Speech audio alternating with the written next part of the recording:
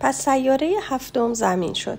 زمین از این سیاره های معمولی نیست. سیاره است با 111 شاه، البته با احتساب شاهان سیاه پوست، و 7000 جغرافیدان و 900,000 تاجر و 7,5 میلیون میخواره و 311 میلیون خودپسند، یعنی تقریباً 2 میلیارد آدم بزرگ.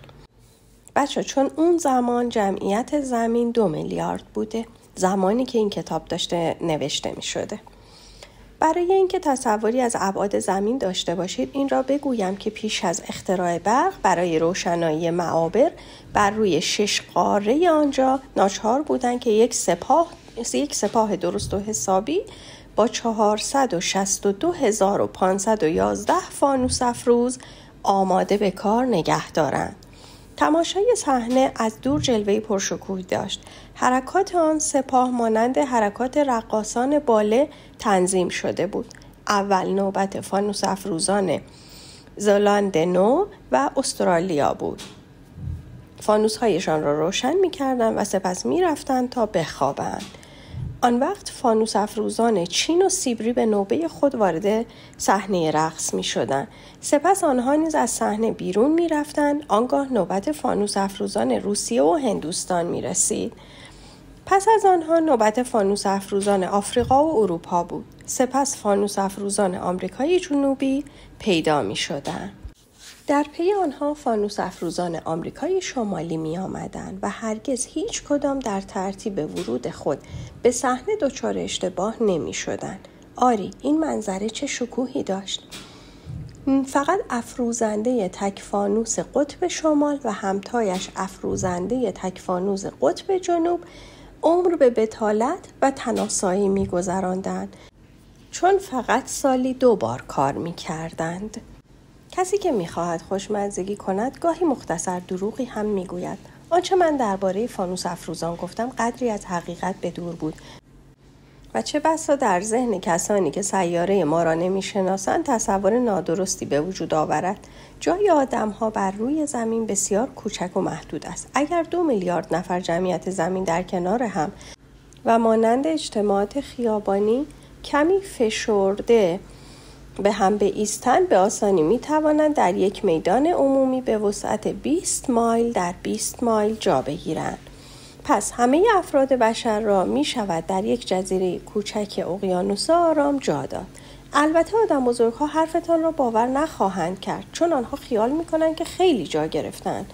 آنها خودشان را پرهیبت و کلان مثل درخت‌های باوباب می بینند. پس شما به آنها توصیه کنید که بنشینند و حساب کنند. آنها اعداد و ارقام را دوست دارند و از این کار خوششان می آید، ولی شما وقتتان را سر این کار ملال‌آور تلف نکنید، چون بیفایده است. می دانم که به حرف من اعتماد می کنید.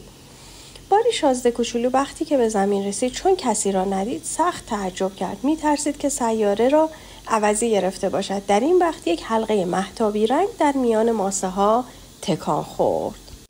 شازده کوچولو محض احتیاط گفت سلام. مار گفت سلام. شازده کوچولو گفت من روی چه سیاره‌ای پایین آمدم؟ مار جواب داد روی زمین در آفریقا. عجب، پس روی زمین کسی نیست؟ مار گفت اینجا بیابان است، در بیابان کسی نیست، زمین بزرگ است. شازده کوچولو روی سنگی نشست و به آسمان نگاه کرد. گفت آیا ستاره ها برای این روشنند که هر کس بتواند روزی ستاره خودش را پیدا کند؟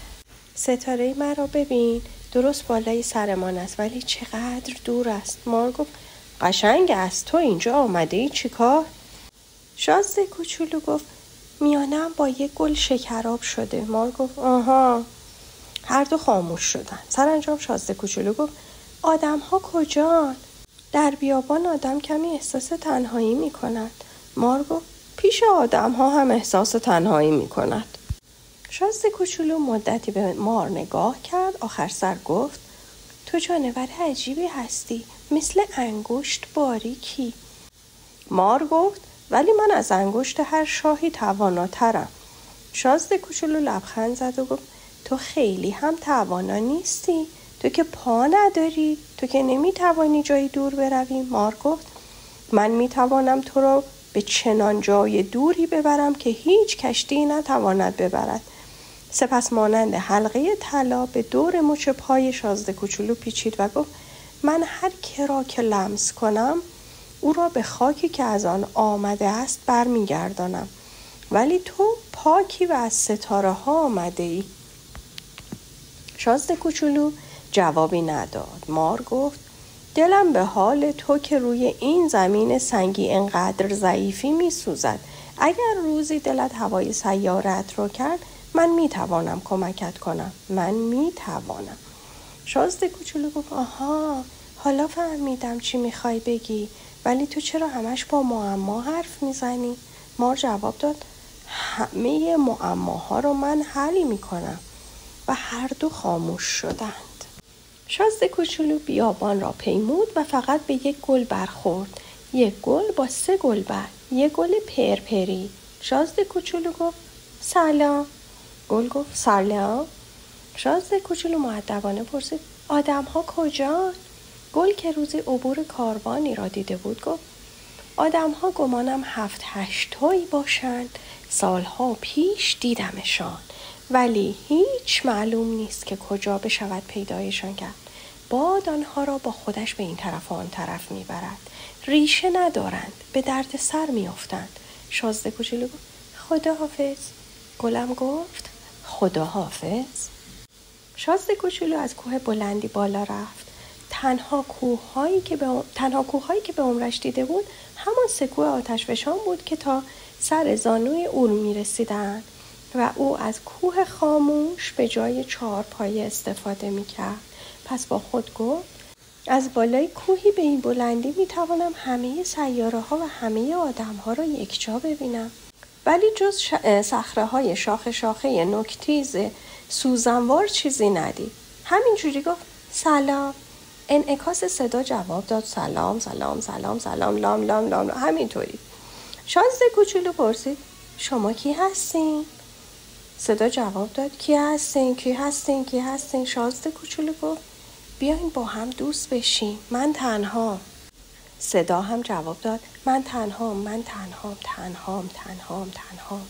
شازده کوچولو با خود فکر کرد چه سیاره عجیبی، سر تا سر خشک و سیخ سیخ و شوره‌زاره. مردمش از قوه تخیل محرومن. آنچه میشنوند تکرار میکنن. من در سیاره خودم یه گل داشتم که همیشه اول او حرف میزد. اما شازده کوچولو پس از اینکه مدت‌ها از میان ماسه‌ها و سنگلاخ‌ها و برف‌ها راه پیمود سرانجام به جاده‌ای رسید و جاده‌ها همه به آدم‌ها میرسند. گفت سلام. خطابش به باغی پر از گل سرخ بود. گل‌ها گفتند سلام. شازده کوچولو به آنها نگاه کرد. همه شبیه گل او بودند. تعجب کرد و از آنها پرسید شما کی هستین؟ گل‌ها گفتند ما گل سرخیم. شازده کوچولو گفت عجب و سخت احساس بدبختی کرد. گلش به او گفته بود که یگانه گل جهان است و حالا 5000 گل اینجا بود، همه عین هم و فقط در یک باغ. با خود گفت اگر گلم اینجا میدید سخت دلخور میشد. هی سرفه میکرد و برای اینکه سرشکسته نشود خودش را به مردن میزد.